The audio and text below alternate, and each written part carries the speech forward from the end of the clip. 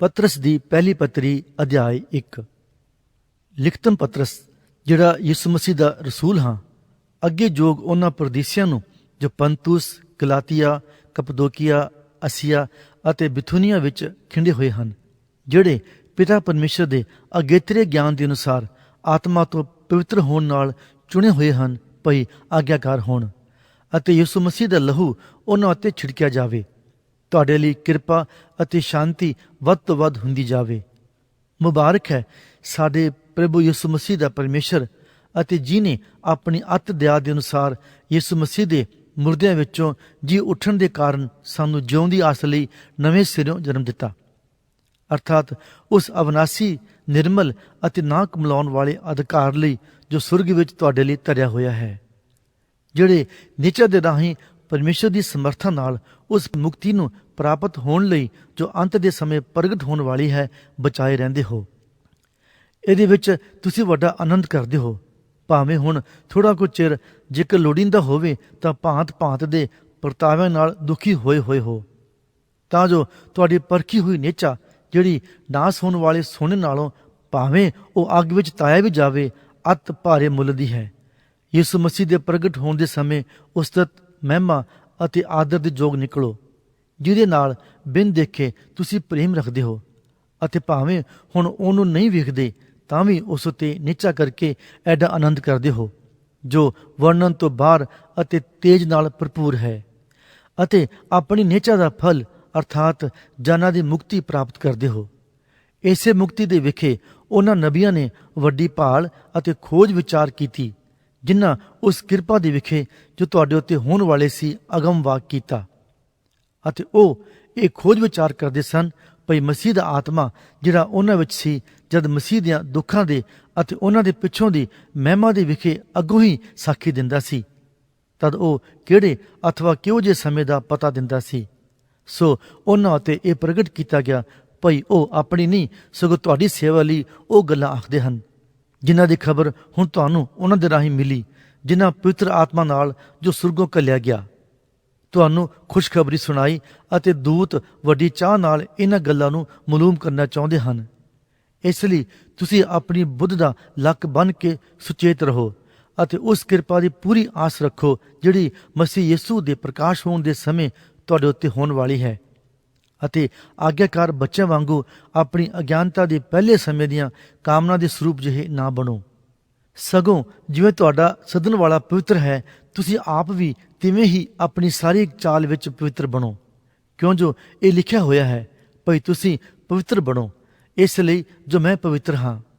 ਜੇ ਤੁਸੀਂ ਪਿਤਾ ਕਰਕੇ ਉਹਦੀ ਦੁਹਾਈ ਦਿੰਦੇ ਹੋ, ਜਿਹੜਾ ਹਰੇਕ ਦੇ ਕੰਮ ਦੇ ਅਨੁਸਾਰ ਬਿਨਾਂ ਪੱਖਪਾਤ ਨਿਆਂ ਕਰਦਾ ਹੈ, ਤਾਂ ਆਪਣੀ ਮੁਸਾਫਰੀ ਦਾ ਸਮਾਂ ਭੈ ਨਾਲ ਬਤੀਤ ਕਰੋ, ਕਿਉਂ ਜੋ ਤੁਸੀਂ ਜਾਣਦੇ ਹੋ ਭਈ ਤੁਸੀਂ ਆਪਣੀ ਅਕਾਰਥ ਚਾਲ ਤੋਂ ਜਿਹੜੀ ਤੁਹਾਡੇ ਵੱਡਿਆਂ ਤੋਂ ਚਲੀ ਆਈ ਹੈ ਨਿਸਤਾਰਾ ਪਾਇਆ, ਸੋ ਨਾਸਵਾਨ ਵਸਤਾਂ ਅਰਥਾਤ ਚਾਂਦੀ ਸੋਨੇ ਨਾਲ ਨਹੀਂ, ਸਗੋਂ ਮਸੀਹ ਦੇ ਅਮੋਲਕ ਲਹੂ ਨਾਲ ਪਾਇਆ, ਜਿਹੜਾ ਨੇਕਲੰਕ ਅਤੇ ਬੇਦਾਗ। ਪਤਰਸ ਦੀ ਪਹਿਲੀ ਪੱਤਰੀ ਅਧਿਆਇ 2।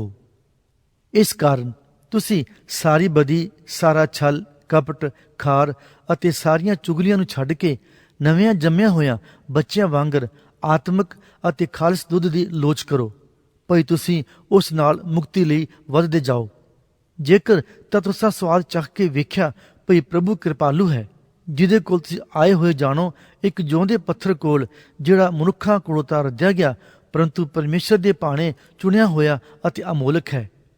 ਤੁਸੀਂ ਆਪ ਵੀ ਜਿਉਂਦੇ ਪੱਥਰਾਂ ਦੀ ਨਿਆਈ ਹੋ ਕੇ ਆਤਮਿਕ ਘਰ ਉਸਰਦੇ ਜਾਓ, ਭਈ ਜਾਜਕਾਂ ਦੀ ਪਵਿੱਤਰ ਮੰਡਲੀ ਬਣੋ, ਤਾਂ ਜੋ ਤੁਸੀਂ ਉਹ ਆਤਮਿਕ ਬਲਿਦਾਨ ਚੜਾਓ ਜਿਹੜੇ ਮਸੀਹ ਯਿਸੂ ਦੇ ਰਾਹੀਂ ਪਰਮੇਸ਼ਰ ਨੂੰ ਪਾਉਂਦੇ ਹਨ। ਇਸ ਲਈ ਜੋ ਧਰਮ ਪੁਸਤਕ ਵਿੱਚ ਇਹ ਆਇਆ ਹੈ, ਵੇਖੋ ਮੈਂ ਸਿਯੋਨ ਵਿੱਚ ਇੱਕ ਖੂੰਜੇ ਦਾ ਪੱਥਰ ਚੁਣਿਆ ਹੋਇਆ ਅਮੋਲਕ ਰੱਖਦਾ ਹਾਂ, ਅਤੇ ਜਿਹੜਾ ਉਸ ਉੱਤੇ ਪ੍ਰਤੀਤ ਕਰਦਾ ਹੈ ਕਦੇ ਸ਼ਰਮਿੰਦਾ ਨਾ ਹੋਵੇਗਾ।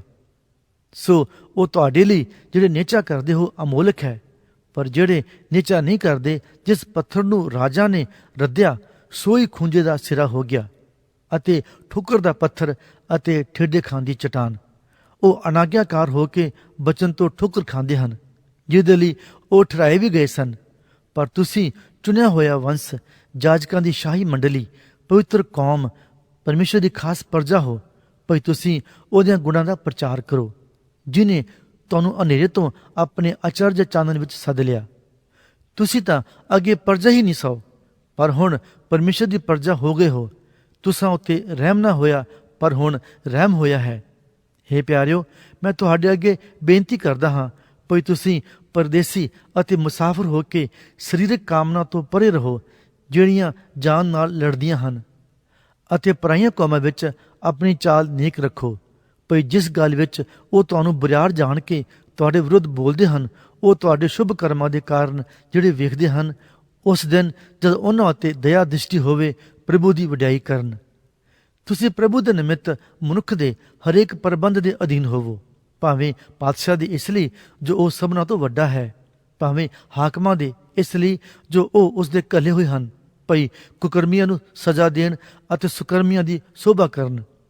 ਕਿਉਂ ਜੋ ਪਰਮੇਸ਼ਰ ਦੀ ਇੱਛਾ ਇਉਂ ਹੈ, ਭਈ ਤੁਸੀਂ ਸੁਕਰਮ ਕਰਕੇ ਮੂਰਖ ਲੋਕਾਂ ਦੀ ਅਗਿਆਨਤਾ ਦਾ ਮੂੰਹ ਬੰਦ ਕਰ ਦਿਓ।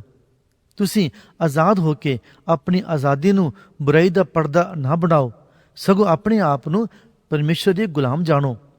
ਸਭਨਾਂ ਦਾ ਆਦਰ ਕਰੋ, ਭਾਈਆਂ ਨਾਲ ਪ੍ਰੇਮ ਰੱਖੋ, ਪਰਮੇਸ਼ਰ ਦਾ ਭੈ ਮੰਨੋ, ਪਾਤਸ਼ਾਹ ਦਾ ਆਦਰ ਕਰੋ। ਹੇ ਨੌਕਰੋ, ਪੂਰੇ ਅਦਬ ਨਾਲ ਆਪਣੇ ਮਾਲਕਾਂ ਦੇ ਅਧੀਨ ਰਹੋ, ਨਿਰੇ ਭਲਿਆਂ ਅਤੇ ਅਸੀਲਾਂ ਦੇ ਨਹੀਂ, ਸਗੋਂ ਕਰੜੇ ਸੁਭਾਅ ਵਾਲਿਆਂ ਦੇ ਵੀ। ਕਿਉਂਕਿ ਜੇ ਕੋਈ ਪਰਮੇਸ਼ਰ ਦੇ ਖਿਆਲ ਨਾਲ ਬੇਇਨਸਾਫੀ ਚੱਲ ਕੇ ਦੁੱਖ ਸਹਿ ਲਵੇ, ਤਾਂ ਇਹ ਪ੍ਰਵਾਨ ਹੈ। ਜੇ ਤੁਸੀਂ ਪਾਪ ਦੇ ਕਾਰਨ ਮੁੱਕੇ ਖਾ ਕੇ ਧੀਰਜ ਕਰੋ, ਤਾਂ ਕੀ ਵਡਿਆਈ ਹੈ। ਪਰ ਜੇ ਤੁਸੀਂ ਸ਼ੁਭ ਕਰਮਾਂ ਦੇ ਕਾਰਨ ਦੁੱਖ ਝੱਲ ਕੇ ਧੀਰਜ ਕਰੋ, ਤਾਂ ਇਹ ਪਰਮੇਸ਼ਰ ਨੂੰ ਪ੍ਰਵਾਨ ਹੈ। ਕਿਉਂ ਜੋ ਤੁਸੀਂ ਇਸੇ ਕਾਰਨ ਸੱਦੇ ਗਏ, ਇਸ ਲਈ ਜੋ ਮਸੀਹ ਵੀ ਤੁਹਾਡੇ ਨਿਮਿਤ ਦੁੱਖ ਝੱਲ ਕੇ ਇੱਕ ਨਮੂਨਾ ਤੁਹਾਡੇ ਲਈ ਛੱਡ ਗਿਆ, ਭਈ ਤੁਸੀਂ ਉਹਦੀ ਪੈੜ ਉੱਤੇ ਤੁਰੋ। ਉਹਨੇ ਕੋਈ ਪਾਪ ਨਹੀਂ ਕੀਤਾ, ਨਾ ਉਹਦੇ ਮੂੰਹ ਵਿੱਚੋਂ ਵਲ ਛਲ ਦੀ ਗੱਲ ਨਿਕਲੀ। ਉਹ ਗਾਲੀਆਂ ਖਾ ਕੇ ਗਾਲੀ ਨਾ ਦਿੰਦਾ ਸੀ ਅਤੇ ਦੁੱਖ ਪਾ ਕੇ ਦਬਕਾ ਨਾ ਦਿੰਦਾ ਸੀ, ਸਗੋਂ ਆਪਣੇ ਆਪ ਨੂੰ ਉਹਦੇ ਹੱਥ ਸੌਂਪਦਾ ਸੀ, ਜਿਹੜਾ ਯਥਾਰਥ ਨਿਆਂ ਕਰਦਾ ਹੈ। ਉਸ ਆਪ ਸਾਡਿਆਂ ਪਾਪਾਂ ਨੂੰ ਆਪਣੇ ਸਰੀਰ ਵਿੱਚ ਰੁੱਖ ਉੱਤੇ ਚੁੱਕ ਲਿਆ, ਭਈ ਅਸੀਂ ਪਾਪ ਦੀ ਵੱਲੋਂ ਮਰ ਕੇ ਧਰਮਾਂ ਦੀ ਵੱਲੋਂ ਜੀਵੀਏ। ਉਸੇ ਦੇ ਮਾਰ ਖਾਣ ਤੋਂ ਤੁਸੀਂ ਨਰੋਏ ਕੀਤੇ ਗਏ। ਤੁਸੀਂ ਤਾਂ ਭੇਡਾਂ ਵਾਂਗੂ ਭਟਕਦੇ ਫਿਰਦੇ ਸਾਓ, ਪਰ ਹੁਣ ਆਪਣੀਆਂ ਜਾਨਾਂ ਦੇ ਅਯਾਲੀ ਅਤੇ ਨਿਗਾਹਬਾਨ ਦੇ ਕੋਲ ਮੁੜ ਆਏ ਹੋ। ਪਤਰਸ ਦੀ ਪਹਿਲੀ ਪੱਤਰੀ ਅਧਿਆਇ 3। ਇਸੇ ਪ੍ਰਕਾਰ ਹੇ ਪਤਨੀਓ, ਆਪਣੇ ਪਤੀਆਂ ਦੇ ਅਧੀਨ ਹੋਵੋ, ਭਈ ਜੇ ਕੋਈ ਬਚਨ ਨਾ ਵੀ ਮੰਨਦੇ ਹੋਣ, ਤਾਂ ਉਹ ਬਚਨ ਤੋਂ ਬਿਨਾਂ ਆਪਣੀਆਂ ਪਤਨੀਆਂ ਦੀ ਚਾਲ ਢਾਲ ਦੇ ਕਾਰਨ ਖਿੱਚੇ ਜਾਣ। ਜਿਸ ਵੇਲੇ ਉਹ ਤੁਹਾਡੀ ਪਵਿੱਤਰ ਚਾਲ ਢਾਲ ਨੂੰ ਜੋ ਅਦਬ ਦੇ ਨਾਲ ਹੋਵੇ ਵੇਖ ਲੈਣ, ਅਤੇ ਤੁਹਾਡਾ ਸਿੰਗਾਰ ਸਿਰ ਗੁੰਦਣ ਅਤੇ ਸੋਨੇ ਦੇ ਗਹਿਣੇ ਪਾਉਣ ਅਥਵਾ ਬਸਤਰ ਪਹਿਨਣ ਦੇ ਨਾਲ ਬਾਹਰਲਾ ਨਾ ਹੋਵੇ, ਪਰ ਉਹ ਮਨ ਦੀ ਗੁਪਤ ਇਨਸਾਨੀਅਤ ਹੋਵੇ, ਜਿਹੜੀ ਉਸ ਅਵਿਨਾਸੀ ਸਿੰਗਾਰ ਨਾਲ ਹੈ, ਅਰਥਾਤ ਕੋਮਲ ਅਤੇ ਗੰਭੀਰ ਆਤਮਾ ਨਾਲ। ਕਿਉਂ ਜੋ ਇਹ ਪਰਮੇਸ਼ਰ ਦੇ ਲੇਖੇ ਵੱਡੇ ਮੁੱਲ ਦਾ ਹੈ। ਕਿਉਂ ਜੋ ਇਸੇ ਤਰ੍ਹਾਂ ਅਗਲੇ ਸਮੇਂ ਵਿੱਚ ਪਵਿੱਤਰ ਇਸਤਰੀਆਂ, ਜਿਹੜੀਆਂ ਪਰਮੇਸ਼ਰ ਉੱਤੇ ਆਸ ਰੱਖਦੀਆਂ ਸਨ, ਆਪਣੇ ਪੁਰਸ਼ਾਂ ਦੇ ਅਧੀਨ ਹੋ ਕੇ ਆਪਣੇ ਆਪ ਨੂੰ ਸਿੰਗਾਰਦੀਆਂ ਸਨ, ਜਿਵੇਂ ਸਾਰਾ ਅਬਰਾਹਮ ਨੂੰ ਸੁਆਮੀ ਕਹਿ ਕੇ ਉਹਦੇ ਅਧੀਨ ਰਹੀ, ਜਿਹਦੀਆਂ ਤੁਸੀਂ ਬੱਚੀਆਂ ਹੋਈਆਂ, ਜੇ ਸ਼ੁਭ ਕਰਮ ਕਰਦੀਆਂ ਅਤੇ ਕਿਸੇ ਪ੍ਰਕਾਰ ਦੀ ਟਹਿਲ ਨਾਲ ਨਾ ਡਰਦੀਆਂ ਹੋਵੋ। ਇਸੇ ਤਰ੍ਹਾਂ ਹੇ ਪਤੀਓ, ਬੁੱਧ ਦੇ ਅਨੁਸਾਰ ਆਪਣੀਆਂ ਪਤਨੀਆਂ ਨਾਲ ਵਸੋ, ਅਤੇ ਇਸਤਰੀ ਨੂੰ ਆਪਣੇ ਨਾਲੋਂ ਕੋਮਲ ਸਰੀਰ ਜਾਣ ਕੇ, ਅਤੇ ਇਹ ਵੀ ਭਈ ਤੁਸੀਂ ਦੋਵੇਂ ਜੀਵਨ ਦੀ ਬਖਸ਼ਿਸ਼ ਦੇ ਸਾਂਝੇ ਅਧਿਕਾਰੀ ਹੋ, ਉਹਦਾ ਆਦਰ ਕਰੋ, ਤਾਂ ਜੋ ਤੁਹਾਡੀਆਂ ਪ੍ਰਾਰਥਨਾ ਰੁਕ ਨਾ ਜਾਣ। ਗੱਲ ਕਾਹਦੀ, ਤੁਸੀਂ ਸਭੇ ਇੱਕ ਮਨ ਹੋਵੋ, ਆਪੋ ਵਿੱਚ ਹੀ ਦਰਦੀ ਬਣੋ, ਪਰਸਪਰ ਦਾ ਪ੍ਰੇਮ ਰੱਖੋ, ਤਰਸਵਾਨ ਅਤੇ ਮਨ ਦੇ ਹਲੀਮ ਹੋਵੋ। ਬੁਰਾਈ ਦੇ ਬਦਲੇ ਬੁਰਾਈ ਨਾ ਕਰੋ, ਅਤੇ ਗਾਲ ਦੇ ਬਦਲੇ ਗਾਲ ਨਾ ਕੱਢੋ, ਸਗੋਂ ਉਲਟੇ ਅਸੀਸ ਦਿਓ। ਕਿਉਂ ਜੋ ਤੁਸੀਂ ਇਸ ਦੇ ਲਈ ਸੱਦੇ ਗਏ, ਤਾਂ ਜੋ ਅਸੀਸ ਦੇ ਅਧਿਕਾਰੀ ਹੋਵੋ। ਕਿਉਂਕਿ ਜਿਹੜਾ ਜੀਵਨ ਨਾਲ ਪ੍ਰੇਮ ਰੱਖਣਾ ਅਤੇ ਭਲੇ ਦਿਨ ਵੇਖਣੇ ਚਾਹੁੰਦਾ ਹੈ, ਉਹ ਆਪਣੀ ਜੀਭ ਨੂੰ ਬੁਰਾਈ ਤੋਂ ਅਤੇ ਆਪਣੇ ਬੁੱਲਾਂ ਨੂੰ ਮਕਰ ਬੋਲਣ ਤੋਂ ਰੋਕ ਰੱਖੇ। ਉਹ ਬਦੀ ਤੋਂ ਹਟ ਜਾਵੇ ਅਤੇ ਨੇਕੀ ਕਰੇ, ਮਿਲਾਪ ਨੂੰ ਲੱਭੇ ਅਤੇ ਉਹਦਾ ਪਿੱਛਾ ਕਰੇ। ਕਿਉਂ ਜੋ ਪ੍ਰਭੂ ਦੀਆਂ ਅੱਖੀਆਂ ਧਰਮੀਆਂ ਉੱਤੇ ਅਤੇ ਉਹਦੇ ਕੰਨ ਉਹਨਾਂ ਦੀ ਦੁਹਾਈ ਵੱਲ ਹਨ। ਪ੍ਰਭੂ ਦਾ ਮੂੰਹ ਕੁਕਰਮੀਆਂ ਦੇ ਵਿਰੁੱਧ ਹੈ। ਜੇ ਤੁਸੀਂ ਭਲਾਈ ਕਰਨ ਵਿੱਚ ਚੁਸਤ ਹੋਵੋ, ਤਾਂ ਉਹ ਕਿਹੜਾ ਹੈ ਜਿਹੜਾ ਤੁਹਾਡੇ ਨਾਲ ਬੁਰਾਈ ਕਰੇਗਾ। ਪਰ ਜੇ ਤੁਹਾਨੂੰ ਧਰਮ ਦੇ ਕਾਰਨ ਦੁੱਖ ਮਿਲੇ ਵੀ ਤਾਂ ਧੰਨ ਹੋ। ਉਹਨਾਂ ਦੇ ਡਰਾਉਣ ਤੋਂ ਨਾ ਡਰੋ ਅਤੇ ਨਾ ਘਬਰਾਓ, ਸਗੋਂ ਮਸੀਹ ਨੂੰ ਪ੍ਰਭੂ ਕਰਕੇ ਆਪਣੇ ਹਿਰਦੇ ਵਿੱਚ ਪਵਿੱਤਰ ਮੰਨੋ, ਅਤੇ ਜਿਹੜੀ ਤੁਹਾਨੂੰ ਆਸ ਹੈ ਤੁਸੀਂ ਹਰੇਕ ਨੂੰ ਜੋ ਤੁਹਾਡੇ ਕੋਲੋਂ ਉਹਦਾ ਕਾਰਨ ਪੁੱਛੇ ਉੱਤਰ ਦੇਣ ਨੂੰ ਸਦਾ ਤਿਆਰ ਰਹੋ, ਪਰ ਨਰਮਾਈ ਅਤੇ ਭੈ ਨਾਲ, ਅਤੇ ਅੰਤਕਰਨ ਸ਼ੁੱਧ ਰੱਖੋ, ਭਈ ਉਹ ਜਿਹੜੇ ਤੁਹਾਡੀ ਸ਼ੁਭ ਚਾਲ ਨੂੰ ਜੋ ਮਸੀਹ ਵਿੱਚ ਹੈ ਮੰਦਾ ਆਖਦੇ ਹਨ, ਸੋ ਜਿਸ ਗੱਲ ਵਿੱਚ ਉਹ ਤੁਹਾਡੇ ਵਿਰੁੱਧ ਬੋਲਦੇ ਹਨ ਉਹ ਲੱਜਾਵਾਨ ਹੋਣ। ਕਿਉਂਕਿ ਜੇ ਪਰਮੇਸ਼ਰ ਦੀ ਇੱਛਾ ਇਉਂ ਹੋਵੇ ਤਾਂ ਸ਼ੁਭ ਕਰਮ ਕਰਕੇ ਦੁੱਖ ਝੱਲਣਾ ਇਸ ਨਾਲੋਂ ਚੰਗਾ ਹੈ ਕਿ ਤੁਸੀਂ ਖੋਟੇ ਕਰਮ ਕਰਕੇ ਦੁੱਖ ਝੱਲੋ। ਕਿਉਂ ਜੋ ਮਸੀਹ ਨੇ ਵੀ ਇੱਕ ਵਾਰ ਪਾਪਾਂ ਦੇ ਪਿੱਛੇ ਦੁੱਖ ਝੱਲਿਆ, ਅਰਥਾਤ ਧਰਮੀ ਨੇ ਕੁਧਰਮੀਆਂ ਦੇ ਲਈ, ਭਈ ਉਹ ਸਾਨੂੰ ਪਰਮੇਸ਼ਰ ਦੇ ਕੋਲ ਪਹੁੰਚਾਵੇ। ਉਹ ਤਾਂ ਸਰੀਰ ਕਰਕੇ ਮਾਰਿਆ ਗਿਆ, ਪਰ ਆਤਮਾ ਕਰਕੇ ਜਵਾਲਿਆ ਗਿਆ, ਜਿਹਦੇ ਵਿੱਚ ਹੋ ਕੇ ਉਹਨੇ ਉਹਨਾਂ ਨੂੰ ਆਤਮਿਆਂ ਦੇ ਕੋਲ ਜਿਹੜੇ ਕੈਦ ਵਿੱਚ ਸਨ ਜਾ ਕੇ ਮੁਨਾਦੀ ਕੀਤੀ, ਜਿਹੜੇ ਪਿਛਲੇ ਸਮੇਂ ਅਨਾਗਿਆਕਾਰੀ ਸਨ, ਜਿਸ ਵੇਲੇ ਪਰਮੇਸ਼ਰ ਨੂਹ ਦੇ ਦਿਨੀ ਧੀਰਜ ਨਾਲ ਉਡੀਕ ਕਰਦਾ ਸੀ, ਜਦ ਕਿਸ਼ਤੀ ਤਿਆਰ ਹੁੰਦੀ ਪਈ ਸੀ, ਜਿਹਦੇ ਵਿੱਚ ਥੋੜੇ ਅਰਥਾਤ 8 ਜਣੇ ਪਾਣੀ ਤੋਂ ਬਚ ਗਏ। ਇਹ ਬਪਤਿਸਮੇ ਦਾ ਨਮੂਨਾ ਹੈ ਜੋ ਹੁਣ ਤੁਹਾਨੂੰ ਵੀ ਯਿਸੂ ਮਸੀਹ ਦੇ ਜੀ ਉੱਠਣ ਦੇ ਕਾਰਨ ਬਚਾਉਂਦਾ ਹੈ। ਇਹ ਸਰੀਰ ਦੀ ਮੈਲ ਲਾਉਣੀ ਨਹੀਂ, ਪਰ ਸ਼ੁੱਧ ਅੰਤ ਕਰਨ ਨਾਲ ਪਰਮੇਸ਼ਰ ਨੂੰ ਪਾਲਣਾ ਹੈ। ਉਹ ਸੁਰਗ ਵਿੱਚ ਜਾ ਕੇ ਪਰਮੇਸ਼ਰ ਦੇ ਸੱਜੇ ਹੱਥ ਹੈ, ਅਤੇ ਦੂਤ ਅਤੇ ਇਖਤਿਆਰ ਵਾਲੇ ਅਤੇ ਸ਼ਕਤੀ ਵਾਲੇ ਉਹਦੇ ਅਧੀਨ ਕੀਤੇ ਹੋਏ ਹਨ। ਪਤਰਸ ਦੀ ਪਹਿਲੀ ਪੱਤਰੀ ਅਧਿਆਇ 4। ਸੋ ਜਦੋਂ ਮਸੀਹ ਨੇ ਸਰੀਰ ਵਿੱਚ ਦੁੱਖ ਝੱਲਿਆ ਤਾਂ ਤੁਸੀਂ ਵੀ ਉਸੇ ਮਨਸ਼ਾ ਦੇ ਹਥਿਆਰ ਬੰਨੋ, ਕਿਉਂਕਿ ਜਿਹਨੇ ਸਰੀਰ ਵਿੱਚ ਦੁੱਖ ਝੱਲਿਆ ਉਹ ਪਾਪ ਤੋਂ ਰਹਿਤ ਹੋਇਆ। ਭਈ ਤੁਸੀਂ ਅਗਾਹਾਂ ਨੂੰ ਮਨੁੱਖਾਂ ਦੀਆਂ ਕਾਮਨਾ ਦੇ ਅਨੁਸਾਰ ਨਹੀਂ, ਸਗੋਂ ਪਰਮੇਸ਼ਰ ਦੀ ਇੱਛਾ ਦੇ ਅਨੁਸਾਰ ਸਰੀਰ ਵਿੱਚ ਆਪਣੀ ਬਾਕੀ ਦੀ ਉਮਰ ਕੱਟੋ। ਕਿਉਂ ਜੋ ਬੀਤਿਆ ਹੋਇਆ ਸਮਾਂ ਪਰਾਈਆਂ ਕੌਮਾਂ ਦੀ ਮਨਸ਼ਾ ਪੂਰੀ ਕਰਨ ਨੂੰ ਬਥੇਰਾ ਸੀ, ਜਦੋਂ ਅਸੀਂ ਲੁਚਪਣੀਆਂ, ਕਾਮਨਾ, ਸ਼ਰਾਬ ਪੀਣ, ਨਾਚ ਰੰਗਾ, ਨਸ਼ੇਬਾਜ਼ੀਆਂ ਅਤੇ ਘਿਨਾਉਣੀਆਂ ਮੂਰਤੀ ਪੂਜਾ ਵੱਲ ਚੱਲਦੇ ਸਾਂ। ਉਹ ਉਸ ਨੂੰ ਅਚਰਜ ਮੰਨਦੇ ਹਨ, ਭਈ ਤੁਸੀਂ ਉਸੇ ਅਤ ਬਦਚਲਨੀ ਵਿੱਚ ਉਹਨਾਂ ਦੇ ਨਾਲ ਨਹੀਂ ਖੇਡਦੇ, ਤਾਂ ਹੀ ਉਹ ਤੁਹਾਡੀ ਨਿੰਦਿਆ ਕਰਦੇ ਹਨ। ਉਹ ਉਸ ਨੂੰ ਲੇਖਾ ਦੇਣਗੇ ਜਿਹੜਾ ਜਿਉਂਦਿਆਂ ਅਤੇ ਮੁਰਦਿਆਂ ਦਾ ਨਿਆਂ ਕਰਨ ਨੂੰ ਤਿਆਰ ਹੈ। ਕਿਉਂ ਜੋ ਮੁਰਦਿਆਂ ਨੂੰ ਵੀ ਅੰਜੀਲ ਇਸ ਲਈ ਸੁਣਾਈ ਗਈ, ਭਈ ਸਰੀਰ ਕਰਕੇ ਉਹਨਾਂ ਦਾ ਨਿਆਂ ਤਾਂ ਮਨੁੱਖਾਂ ਦੇ ਅਨੁਸਾਰ ਹੋਵੇ, ਪਰ ਆਤਮਾ ਕਰਕੇ ਉਹ ਪਰਮੇਸ਼ਰ ਵਾਂਗੂ ਜਿਉਂਦੇ ਰਹਿਣ। ਪਰ ਸਭਨਾਂ ਵਸਤਾਂ ਦਾ ਅੰਤ ਨੇੜੇ ਹੈ। ਇਸ ਕਾਰਨ ਤੁਸੀਂ ਸੁਰਤ ਵਾਲੇ ਹੋਵੋ ਅਤੇ ਪ੍ਰਾਰਥਨਾ ਲਈ ਸੁਚੇਤ ਰਹੋ। ਸਭ ਤੋਂ ਪਹਿਲਾਂ ਇਹ ਹੈ, ਭਈ ਤੁਸੀਂ ਇੱਕ ਦੂਜੇ ਨਾਲ ਗੂੜਾ ਪ੍ਰੇਮ ਰੱਖੋ, ਕਿਉਂ ਜੋ ਪ੍ਰੇਮ ਬਾਹਲਿਆਂ ਪਾਪਾਂ ਨੂੰ ਢੱਕ ਲੈਂਦਾ ਹੈ। ਮੱਥੇ ਵੱਟ ਪਾਇਆ ਬਿਨਾਂ ਇੱਕ ਦੂਜੇ ਦੀ ਪ੍ਰਾਹੁਣਚਾਰੀ ਕਰੋ। ਹਰੇਕ ਨੂੰ ਜਿਹੀ ਦਾਤ ਮਿਲੀ ਉਸ ਨਾਲ ਇੱਕ ਦੂਜੇ ਦੀ ਟਹਿਲ ਕਰੋ, ਜਿਵੇਂ ਪਰਮੇਸ਼ਰ ਦੀ ਬਹੁਰੰਗੀ ਕਿਰਪਾ ਦੇ ਨੇਕ ਮੁਖਤਿਆਰਾਂ ਨੂੰ ਉਚਿਤ ਹੈ। ਜੇ ਕੋਈ ਗੱਲ ਕਰੇ ਤਾਂ ਉਹ ਪਰਮੇਸ਼ਰ ਦੀਆਂ ਬਾਣੀਆਂ ਦੇ ਅਨੁਸਾਰ ਕਰੇ। ਜੇ ਕੋਈ ਟਹਿਲ ਕਰੇ ਤਾਂ ਉਸ ਸਮਰਥਾ ਦੇ ਅਨੁਸਾਰ ਕਰੇ ਜੋ ਪਰਮੇਸ਼ਰ ਦਿੰਦਾ ਹੈ, ਭਈ ਸਭਨੀ ਗੱਲਾਂ ਵਿੱਚ ਯਿਸੂ ਮਸੀਹ ਦੇ ਰਾਹੀਂ ਪਰਮੇਸ਼ਰ ਦੀ ਮਹਿਮਾ ਕੀਤੀ ਜਾਵੇ, ਜਿਹਦੀ ਮਹਿਮਾ ਅਤੇ ਪਰਾਕਰਮ ਜੁਗ ਜੁਗ ਹੈ। ਆਮੀਨ। ਹੇ ਪਿਆਰਿਓ, ਜਿਹੜੀ ਬਿਪਤਾ ਦਾ ਲਾਂਬੂ ਤੁਹਾਨੂੰ ਪਰਖਣ ਲਈ ਤੁਹਾਡੇ ਉੱਤੇ ਪਿਆ ਹੋਇਆ ਹੈ, ਉਹਨੂੰ ਅਚਰਜ ਨਾ ਮੰਨੋ, ਭਈ ਜੇਕਰ ਤੁਹਾਡੇ ਨਾਲ ਕੋਈ ਅਨੋਖੀ ਗੱਲ ਪਈ ਬੀਤਦੀ ਹੈ। ਸਗੋਂ ਜਿੰਨੇ ਕੁ ਤੁਸੀਂ ਮਸੀਹ ਦੇ ਦੁੱਖਾਂ ਵਿੱਚ ਸਾਂਝੇ ਹੋ, ਉਹਨਾਂ ਕੁ ਆਨੰਦ ਕਰੋ, ਭਈ ਉਹਦੇ ਤੇਜ ਦੇ ਪ੍ਰਕਾਸ਼ ਹੋਣ ਦੇ ਵੇਲੇ ਵੀ ਤੁਸੀਂ ਡਾਢੇ ਆਨੰਦ ਨਾਲ ਨਿਹਾਲ ਹੋਵੋ। ਜੇ ਮਸੀਹ ਦੇ ਨਾਮ ਦੇ ਕਾਰਨ ਤੁਹਾਨੂੰ ਬੋਲੀਆਂ ਵੱਜਣ ਤਾਂ ਧੰਨ ਹੋ। ਇਸ ਲਈ ਜੋ ਤੇਜ ਦਾ ਪਿਤਾ ਅਤੇ ਪਰਮੇਸ਼ਰ ਦਾ ਆਤਮਾ ਤੁਹਾਡੇ ਉੱਤੇ ਠਹਿਰਦਾ ਹੈ। ਪਰ ਇਉਂ ਨਾ ਹੋਵੇ ਜੋ ਤੁਹਾਡੇ ਵਿੱਚੋਂ ਕੋਈ ਖੂਨੀ ਜਾਂ ਚੋਰ ਜਾਂ ਬੁਰੀਆਰ ਜਾਂ ਹੋਰਨਾਂ ਦੇ ਕੰਮਾਂ ਵਿੱਚ ਲੱਤ ਅੜਾਉਣ ਵਾਲਾ ਹੋ ਕੇ ਦੁੱਖ ਪਾਵੇ। ਪਰ ਜੇ ਕੋਈ ਮਸੀਹ ਹੋਣ ਕਰਕੇ ਦੁੱਖ ਪਾਵੇ ਤਾਂ ਲੱਜਾਵਾਨ ਨਾ ਹੋਵੇ, ਸਗੋਂ ਇਸ ਨਾਮ ਦੇ ਕਾਰਨ ਪਰਮੇਸ਼ਰ ਦੀ ਵਡਿਆਈ ਕਰੇ।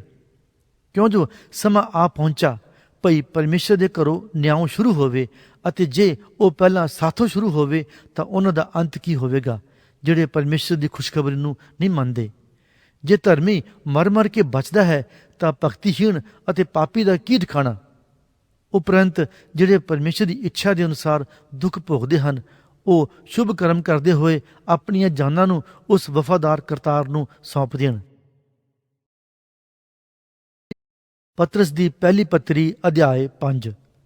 ਜਿਹੜੇ ਬਜ਼ੁਰਗ ਤੁਹਾਡੇ ਵਿੱਚ ਹਨ, ਮੈਂ ਜੋ ਉਹਨਾਂ ਦੇ ਨਾਲ ਦਾ ਬਜ਼ੁਰਗ ਅਤੇ ਮਸੀਹ ਦੇ ਦੁੱਖਾਂ ਦਾ ਗਵਾਹ, ਨਾਲੇ ਉਸ ਤੇਜ ਵਿੱਚ ਜੋ ਪ੍ਰਕਾਸ਼ ਹੋਣ ਵਾਲਾ ਹੈ, ਸਾਂਝੀ ਹਾਂ, ਉਹਨਾਂ ਅੱਗੇ ਬੇਨਤੀ ਕਰਦਾ ਹਾਂ। ਭਈ ਤੁਸੀਂ ਪਰਮੇਸ਼ਰ ਦੇ ਉਸ ਇੱਜੜ ਦੀ ਜੋ ਤੁਹਾਡੇ ਵਿੱਚ ਹੈ ਚਰਵਾਹੀ ਕਰੋ, ਪਰ ਲਾਚਾਰੀ ਨਾਲ ਨਹੀਂ, ਸਗੋਂ ਖੁਸ਼ੀ ਨਾਲ, ਪਰਮੇਸ਼ਰ ਦੀ ਇੱਛਾ ਅਨੁਸਾਰ, ਅਤੇ ਨਾ ਝੂਠੇ ਨਫੇ ਦੇ ਕਾਰਨ, ਸਗੋਂ ਮਨ ਦੀ ਚਾਹ ਨਾਲ। ਅਤੇ ਉਹਨਾਂ ਉੱਤੇ ਜਿਹੜੇ ਤੁਹਾਡੇ ਸਪੁਰਦ ਹਨ ਹੁਕਮ ਨਾ ਚਲਾਓ, ਸਗੋਂ ਇੱਜੜ ਦੇ ਲਈ ਨਮੂਨਾ ਬਣੋ। ਤਾਂ ਜਿਸ ਵੇਲੇ ਸਰਦਾਰ ਅਯਾਲੀ ਪ੍ਰਗਟ ਹੋਵੇਗਾ, ਤੁਹਾਨੂੰ ਤੇਜ ਦਾ ਉਹ ਮੁਕਟ ਮਿਲੇਗਾ ਜਿਹੜਾ ਕਮਲਾਉਂਦਾ ਨਹੀਂ। ਇਸੇ ਤਰ੍ਹਾਂ ਹੀ ਜਵਾਨੋ, ਬਜ਼ੁਰਗਾਂ ਦੇ ਅਧੀਨ ਹੋਵੋ, ਸਗੋਂ ਤੁਸੀਂ ਸਭੇ ਇੱਕ ਦੂਏ ਦੀ ਟਹਿਲ ਕਰਨ ਲਈ ਮਨ ਦੀ ਹਲੀਮੀ ਨਾਲ ਲੱਕ ਬੰਨੋ। ਇਸ ਲਈ ਜੋ ਪਰਮੇਸ਼ਰ ਹੰਕਾਰੀਆਂ ਦਾ ਸਾਹਮਣਾ ਕਰਦਾ, ਪਰ ਹਲੀਮਾਂ ਨੂੰ ਕਿਰਪਾ ਬਖਸ਼ਦਾ ਹੈ। ਸੋ ਆਪਣੇ ਆਪ ਨੂੰ ਪਰਮੇਸ਼ਰ ਦੇ ਬਲਵੰਤ ਹੱਥ ਦੇ ਹੇਠ ਨੀਵਿਆਂ ਕਰੋ, ਭਈ ਉਹ ਤੁਹਾਨੂੰ ਵੇਲੇ ਸਿਰ ਉੱਚਾ ਕਰੇ, ਅਤੇ ਆਪਣੀ ਸਾਰੀ ਚਿੰਤਾ ਉਸ ਉੱਤੇ ਸੁੱਟ ਛੱਡੋ, ਕਿਉਂ ਜੋ ਉਹਨੂੰ ਤੁਹਾਡਾ ਫਿਕਰ ਹੈ। ਸੁਚੇਤ ਹੋਵੋ, ਜਾਗਦੇ ਰਹੋ। ਤੁਹਾਡਾ ਵਿਰੋਧੀ ਸ਼ੈਤਾਨ ਬੁੱਕ ਦੇ ਸ਼ੀਂਹ ਵਾਂਗੂ ਭਾਲਦਾ ਫਿਰਦਾ ਹੈ, ਭਈ ਕਿਹਨੂੰ ਪਾੜ ਖਾਵਾਂ। ਤੁਸੀਂ ਆਪਣੀ ਨਿਹਚਾ ਵਿੱਚ ਤਕੜੇ ਹੋ ਕੇ ਉਹਦਾ ਸਾਹਮਣਾ ਕਰੋ, ਇਹ ਜਾਣ ਕੇ ਜੋ ਤੁਹਾਡੇ ਗੁਰ ਭਾਈ ਜਿਹੜੇ ਜਗਤ ਵਿੱਚ ਹਨ, ਉਹਨਾਂ ਨੂੰ ਵੀ ਇਹੋ ਦੁੱਖ ਸਹਿਣੇ ਪੈਂਦੇ ਹਨ। ਅਤੇ ਪਰਮ ਕਿਰਪਾਲੂ ਪਰਮੇਸ਼ਰ, ਜਿਨੇ ਤੁਹਾਨੂੰ ਆਪਣੇ ਸਦੀਪਕ ਤੇਜ ਦੇ ਲਈ ਮਸੀਹ ਵਿੱਚ ਸੱਦਿਆ, ਜਦ ਤੁਸੀਂ ਥੋੜ੍ਹਾ ਚਿਰ ਦੁੱਖ ਭੋਗ ਲਿਆ, ਤਾਂ ਆਪੇ ਤੁਹਾਨੂੰ ਕਾਮਿਲ, ਕਾਇਮ ਅਤੇ ਤਕੜਿਆਂ ਕਰੇਗਾ। ਪਰਾਕਰਮ ਜੁਗੋ ਜੁਗ ਉਸੇ ਦਾ ਹੋਵੇ। ਆਮੀਨ। ਮੈਂ ਤੁਹਾਨੂੰ ਸਿਲਾਨੂਸ ਦੇ ਹੱਥੀਂ, ਜੋ ਮੇਰੀ ਸਮਝ ਵਿੱਚ ਸਾਡਾ ਮਾਤਬਰ ਭਾਈ ਹੈ, ਥੋੜੇ ਵਿੱਚ ਲਿਖ ਕੇ ਉਪਦੇਸ਼ ਅਤੇ ਸਾਖੀ ਦਿੱਤੀ।